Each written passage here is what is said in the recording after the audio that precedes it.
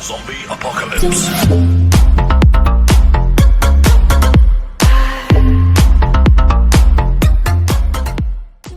Hello everyone, आप सभी का स्वागत है इस सेशन के 34th वीडियो में, जिसमें हम लोग सीखेंगे एनालिसिस ऑफ बाइनरी सर्च।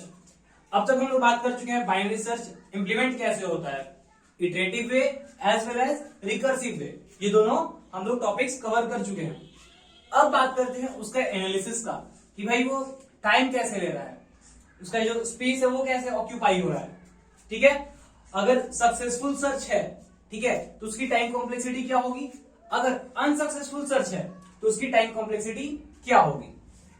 सबसे पहले मैं आपको दोबारा याद दिला दूं, बाइनरी सर्च में हम लोग क्या करते हैं, हम लोग किसी भी एक सॉर्टेड एरे का मिड फाइंड करते हैं।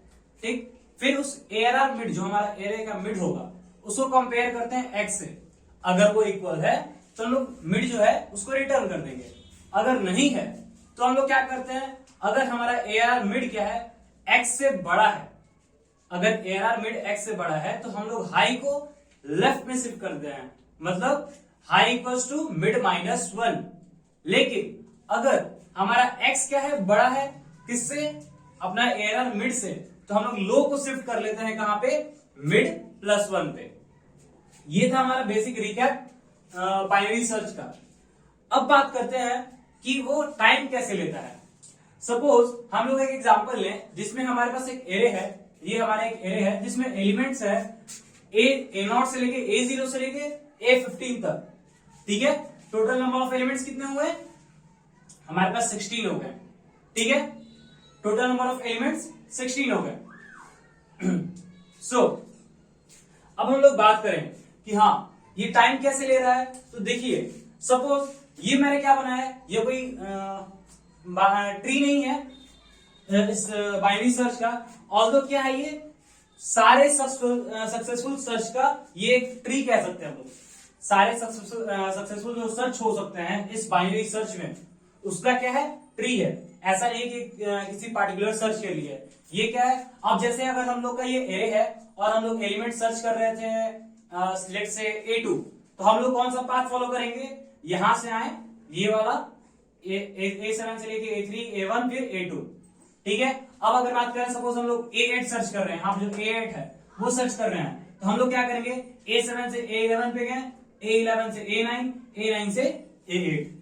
ठीक है, सो अब एग्जांपल लेते हैं हम लोग। सपोज हम क्या कर रहे हैं ना, ये A0 का फाइंड कर रहे हैं, A0। ठीक है, तो हम लोग क्या करेंगे,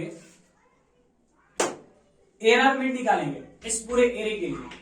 इस पूरे एरे के लिए क्या है हमारे पास, पूरे एरे के लिए हम लोग निकाले।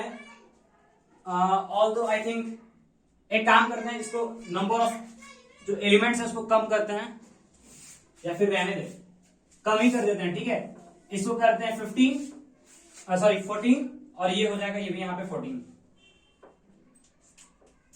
ठीक है, चलिए। सो हम लोग कौन सा एलिमेंट फाइंड कर रहे हैं, ये A0। अब हम लोग देखें तो हम लोग इस एरे का फाइंड करेंगे मिड। ठीक है, क्या फाइंड करेंगे, मिड।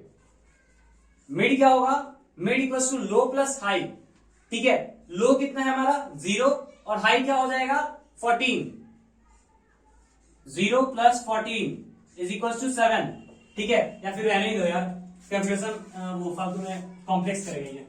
ये यहाँ पे अपना 15 लिख देता है, ये 15। ठीक है, सो ये हमारा मिड आ गया A7। अब A7 अगर इक्वल है तो हमारा तो फर्स्ट इटरेशन में ये क्या हो गया, फर्स्ट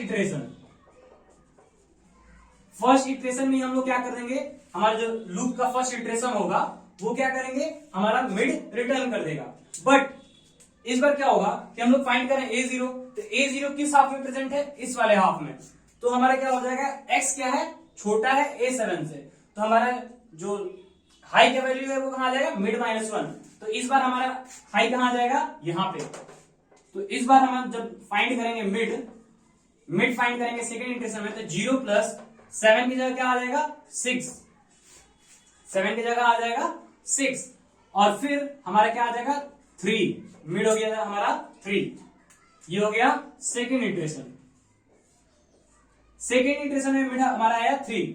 अब हम लोग दोबारा कंपेयर करेंगे कि हाँ भाई जो एआरआर मिड है वो क्या A0 के बराबर है, नहीं है। तो हम लोग क्या करेंगे, दोबारा अगर देखेंगे छोटा है कि बड़ा है, तो A0 हमारा क्या है, A3 से बड़ा है, ठीक है, सॉरी A3 क्या है, A0 से बड़ा है। तो हम लोग दोबारा अपने मिड को शिफ्ट करेंगे कहां पर, इस बार -3 -1 हो जाएगा। हाई को हम लोग शिफ्ट किए हैं, तो मिड इक्वल्स टू 0 + 2 हो जाएगा और ये हो जाएगा 1। फिर हम लोग दोबारा चेक करेंगे कि A1 ARR मिड के बराबर है क्या, थर्ड इटरेशन में, ये हमारा थर्ड इटरेशन।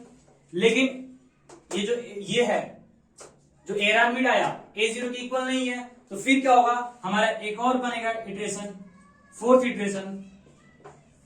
फोर्थ इटरेशन में क्या होगा कि हमारा मिड क्या हो जाएगा और जो लो है दोनों सेम हो जाएंगे।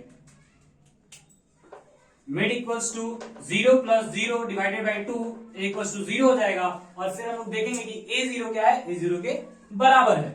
तो हम लोग क्या करेंगे, रिटर्न कर देंगे किसको, मिड का वैल्यू। बट अब बात है कि कितना इटरेशन ये लिया, ठीक है, ये हमारा जो बाइनरी सर्च फंक्शन है वो कितने नंबर ऑफ इटरेशंस ले रहा है, ठीक है, जो हमारा वर्स्ट केस होगा सक्सेसफुल सर्च के केस में, ठीक है। तो हम लोग देख सकते हैं ये हाइट के अकॉर्डिंग ले रहा है, ठीक है।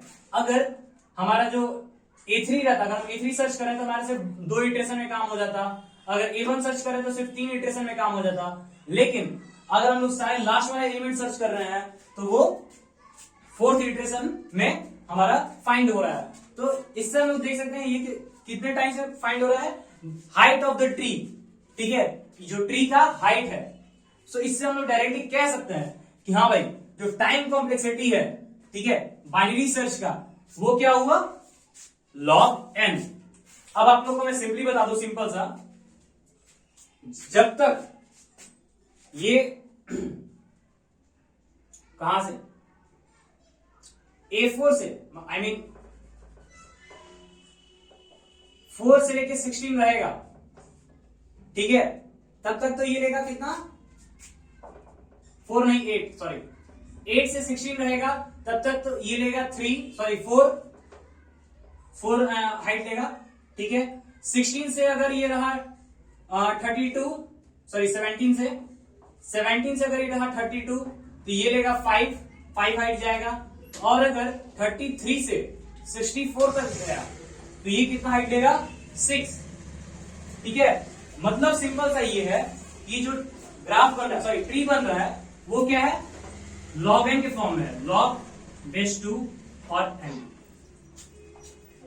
ठीक है।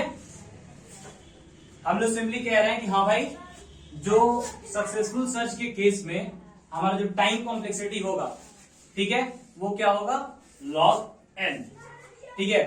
log n सक्सेसफुल सर्च के केस में हम लोग फाइंड कर लिए। अब बात करते हैं किसके केस में, तो अनसक्सेसफुल सर्च। अनसक्सेसफुल सर्च में क्या होगा कि हमारा एलिमेंट कहां प्रेजेंट होगा, सपोज हमारा A1 में ही हमारा एलिमेंट आता है नीचे, ठीक है, हमारा एलिमेंट जो है वो यहां पे आ जाता है। वो कहां होता है, सपोज ये A5 है ना, तो A4 और A5 के बीच में इस बार हमारा एलिमेंट है X। ये थोड़ा मोड़ा हट के साइड शेप में बन गया, बट हाँ A4 और A5 के बीच में हमारा एलिमेंट प्रेजेंट है X। तो हम लोग बात करें कि हाँ भाई ये कितने इटरेशन में फाइंड होगा, ठीक है, इसका इंडेक्स कितने इटरेशन में फाइंड होगा, और या फिर हमारा जो फंक्शन है वो रिटर्न कर जाएगा -1। अब ऑब्वियसली ये प्रेजेंट नहीं है एलिमेंट, तो -1 रिटर्न होगा, ठीक है। लेकिन कितना हमारा हाइट बनेगा ट्री का, तो हम लोग सिंपली कह सकते हैं कि देखो भाई जैसे ही क्या होगा, जो A4 है, ठीक है, यहां पे हमारा जैसे ही इंडेक्स आएगा तो हमारा क्या होगा, ठीक है, लो इज इक्वल्स टू हाई हो जाएगा, दोनों लो और हाई दोनों बराबर होंगे। लेकिन जैसे ही इससे बढ़ा, ठीक है, हमारा क्या होगा, A4 से हमारा तो एलिमेंट X ज्यादा है, A4 से ज्यादा है ना, तो हमारा क्या होगा कि हम लोग लो को शिफ्ट करेंगे कहां पर, मिड +1, ठीक है। लेकिन आप लोग ध्यान देना कि जैसे ही लास्ट वाला एलिमेंट हम लोग यहाँ पे पहुंचेंगे ना, जैसे A0 A2 A4, जैसे ही इन जगहों पहुंचेंगे तो हमारा क्या होगा, लो और हाई सेम हो जाएगा। बट जैसे ही हमारा ये कंडीशन ट्रू नहीं होगा लास्ट एलिमेंट के बाद, ठीक है, जैसे ये A4 के बाद है x, तो हम लोग क्या करेंगे, लो को अपडेट करेंगे मिड +1 से, तो हमारा क्या हो जाएगा, लो हो जाएगा बड़ा, ठीक है, लो क्या हो जाएगा, बड़ा हो जाएगा, ठीक है। तो इस केस में हम सिंपली कह सकते हैं कि इस केस में हमारा कितना लगा इटरेशन, 4 इटरेशन, क्योंकि इसके बाद तो हमारा लो क्या हो गया, हाई से ज्यादा हो गया, तो हम लोग ऐसे ही अपने फंक्शन से बाहर हो जाएंगे। तो in case of unsuccessful search भी क्या होता है, हमारा जो टाइम कॉम्प्लेक्सिटी है वो है log n, और इसको हम लोग कह सकते हैं थीटा log n, क्योंकि हम लोग को पता है कि थीटा log n ही लगेगा, इससे ज्यादा नहीं लग सकता और इससे कम भी नहीं लगेगा, एग्जैक्ट बाउंड हम लोग को पता होता है। सो ये था हमारा एनालिसिस ऑफ बाइनरी सर्च। अगर कुछ डाउट हो तो ऑब्वियसली आपको क्या करना, कमेंट सेक्शन में अपना क्वेरी डालना, मैं उसको एज सुन एज पॉसिबल उसको रिप्लाई करूंगा। So thank you everyone.